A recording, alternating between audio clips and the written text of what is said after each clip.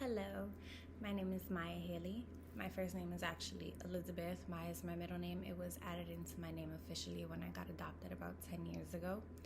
If you ever receive an email from me, it will be from Elizabeth Haley at childcenterNewYork.org. Just to keep you in the loop, don't want to confuse you. I am Maya. I am Elizabeth. We are the same person. My role with On Track New York at the Flushing Clinic is the peer specialist. So I have my own lived experience with my mental health journey. I have my own experience with my mental health recovery. So I'm qualified to be a peer to you, to be somebody who can walk with you and be hand in hand with you throughout your own journey. I'm somebody who can listen. I'm somebody who can give you advice if that's something that you want. I'm somebody who you can really just relate to. I don't work within the clinical framework, so I won't talk to you like your therapist. I'm very much not that. I'm very much a peer. I am also your advocate and your bridge. So if you've ever heard me talk before, then you know that this road to recovery is us in a minibus and you are in the driver's seat and we are just passengers along the way going with you.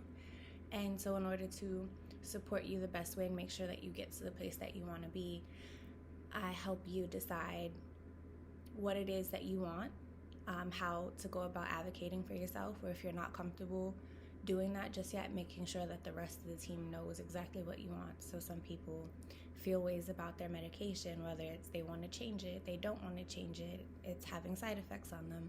We would talk about how you go about discussing that with your clinician or your therapist, or if you feel more comfortable speaking directly to the nurse prescriber.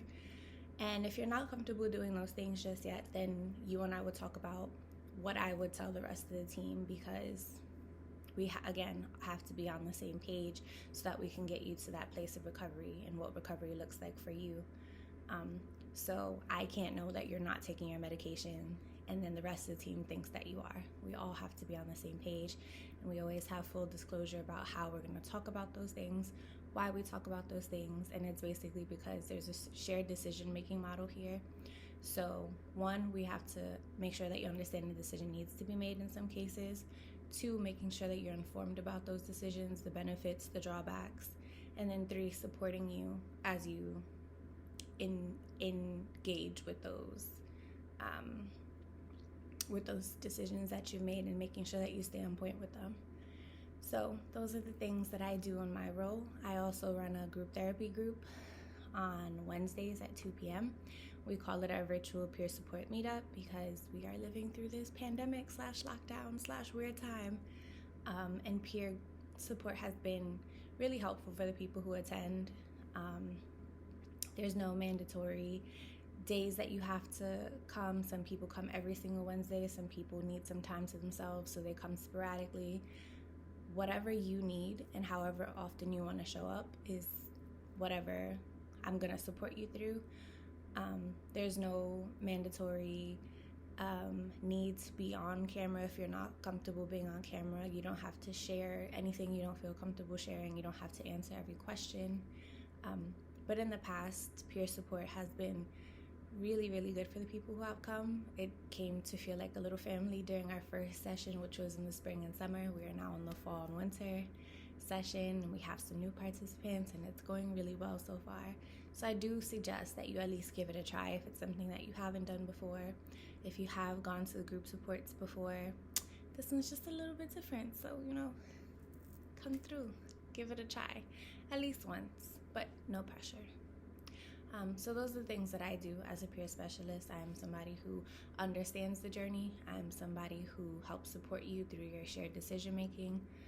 I'm somebody who advocates for you, and I'm somebody who just plays the role of a bridge to make sure that the team is on the same page as you.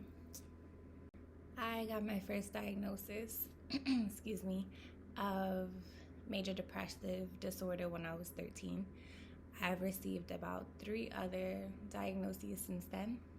And when I was growing up, I had very bad experiences with my mental health recovery at first. I've been hospitalized. I've been told this is my therapist, this is who I have to talk to, this is how many times I have to talk to them. This is the medication I had to take. There was no real flexibility, both in what I wanted, and also like just being a minor, it was very much, to me, it felt very much like this is the only option for you. So I wanted to become a mental health advocate for the longest time, and I did that in high school, and ever since then I've continued to do that work. I feel very passionate about it. I feel very passionate about empowering people to speak up for themselves, to advocate for themselves, and when people feel like they can't do that, then I want to be the voice for them. I want to amplify their voice and what it is that they want. So that's always been an inspiration to me.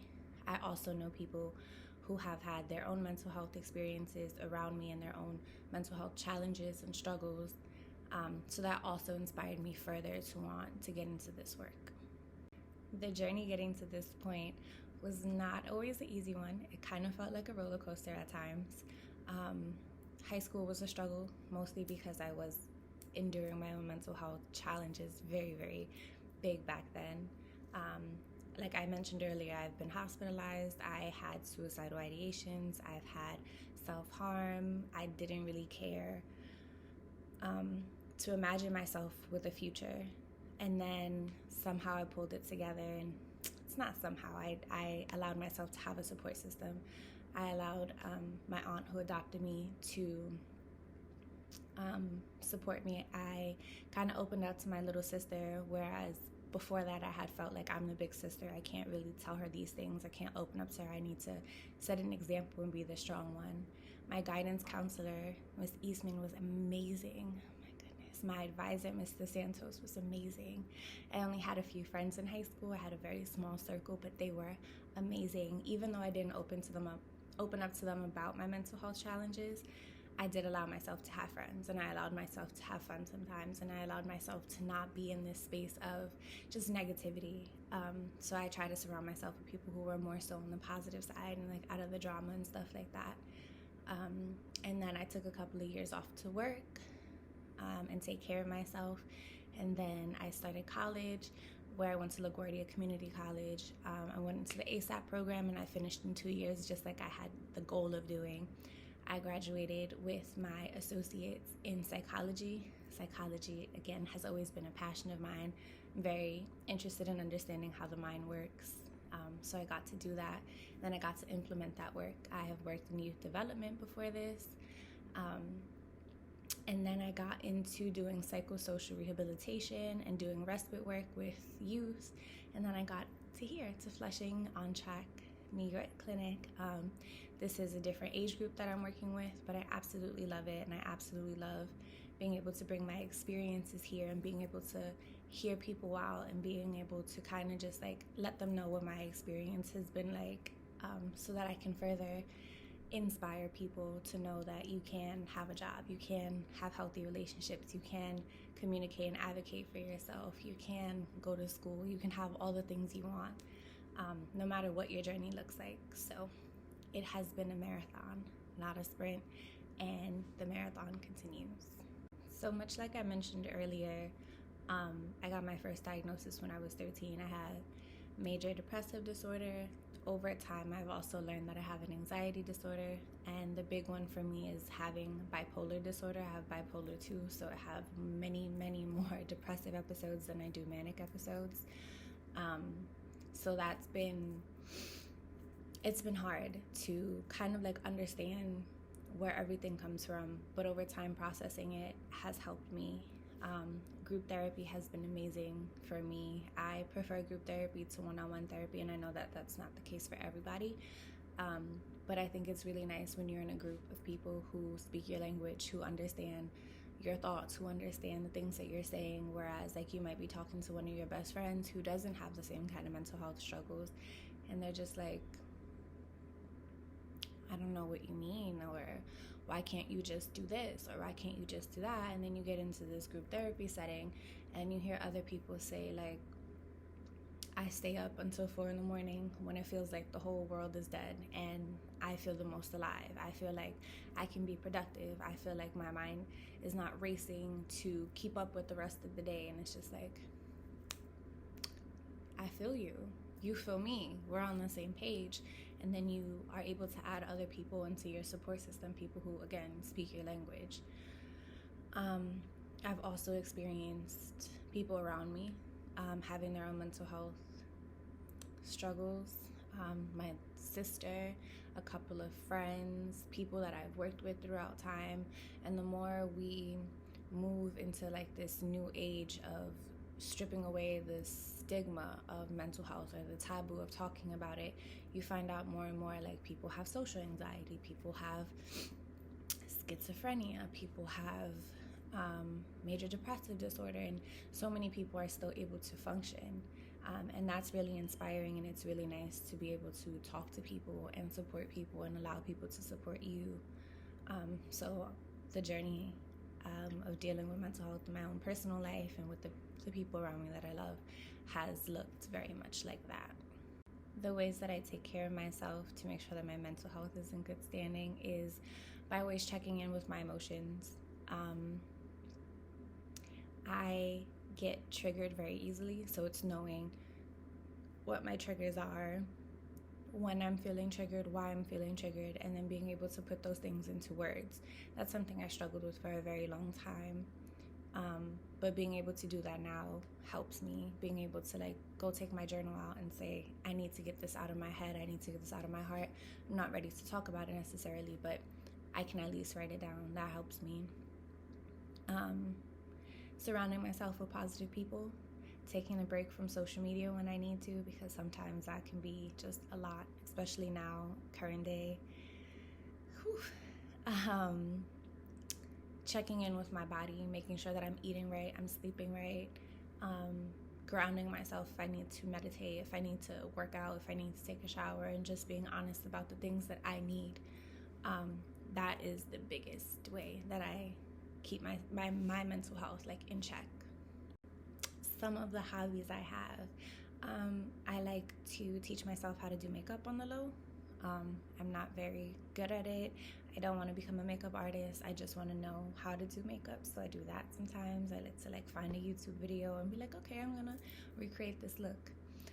I love reading. Reading is my jam.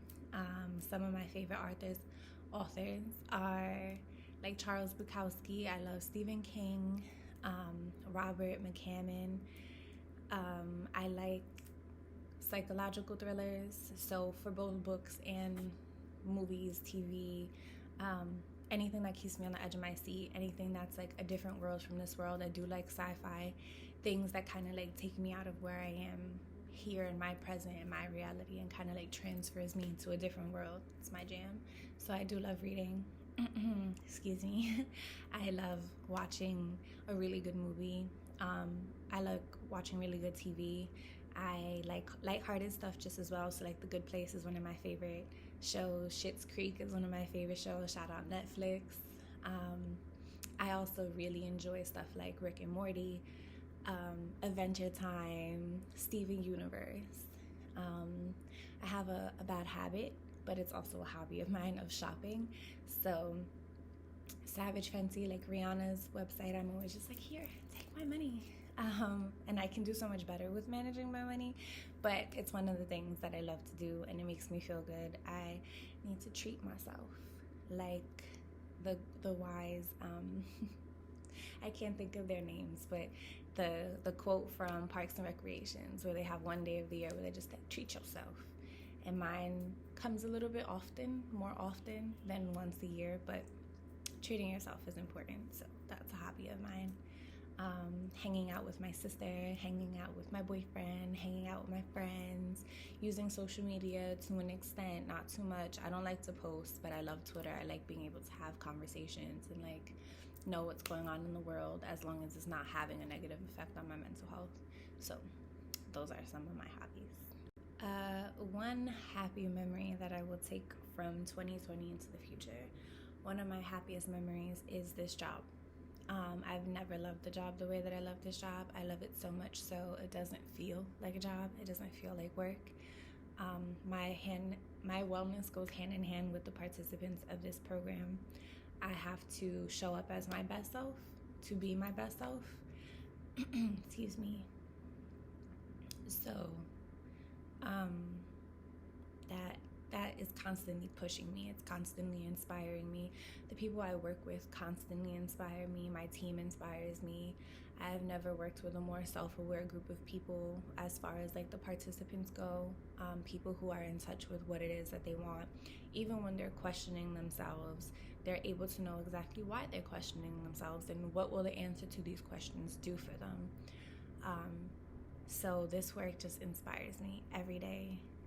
It pushes me to be my best self so that I can help others reach their own potential and they can reach their own best selves and show up as their own best selves and continue to pay it forward as we again continue to destigmatize mental health challenges and struggles, mental health or mental illnesses, as we continue to just like debunk things and learn the ways to talk about it. Yeah, it's great. I am so grateful for it. I wouldn't want to work with a different team. I wouldn't want to work with any other participants than the people that I am working with now. And it inspires me for my own personal life. So this is definitely one of the happiest memories that I have. And I have lost family to COVID. I have lost friends to COVID. I have lost sources of income to COVID. But I have gained so much insight and I have so much to be grateful for. And one of those things is definitely this job and all the things that come along with it. So that is the memory that I will take with me from 2020 into my future. And in closing, I just want to thank you so much for listening to this, for watching this, for being here with me and allowing me to be with you in this moment. Whether you do or do not decide, to work with me and to accept peer support, completely and totally up to you. If you come into the program and you feel super overwhelmed, like, whoa, there's too many people, too many supports, I'm not used to this, totally understandable as well. You may decide that in the beginning you don't want to opt into peer support, but know that the option is always there for you so long as you're in this program. I'm never offended. I believe in blatancy and honesty and just like transparency. So I will always give you that, and I respect and expect that from you as well. Whether it's like I don't want to work with you, or I do want to work with you, or I wish we worked more together, I am here to support you in the way that you need to be supported or the way you want to be supported. So just know that. I appreciate your time. I appreciate you.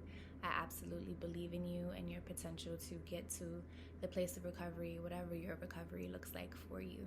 You are the one who gets to define that. You are the one who gets to decide how you get there. And I'm just somebody who wants to support you on the way.